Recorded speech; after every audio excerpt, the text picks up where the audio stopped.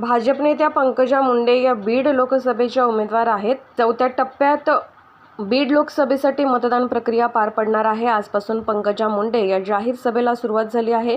शिरूर तालुक्यातील जाट नांदूर गावात पंकजा मुंडे यांची पहिली जाहीर सभा झाली. ही निवडणूक माझ्यासाठी महायुद्ध आहे, परंतु या महायुद्धात मला कोणाला जखमी करायचे नाही, तर समाजातील एकी टिकवायची असल्याचे पंकजा मुंडे यांनी माध्यमांशी बोलताना सांगितले आहे.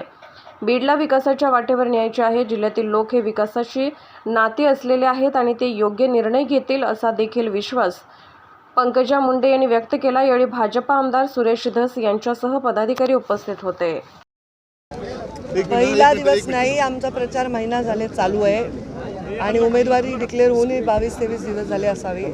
आणि आज हा योगायोगाने आज 18 तारीख आहे, ज्या दिवशी नॉमिनेशन सुरू आहे. तर उत्साह आहेच आहे, कुठेही उत्साह आहे. असं कुठल्याही जागी उत्साह नाही असं नाही. प्रत्येकाचा उत्साहाचा रंग वेगळा आहे, पण उत्साह.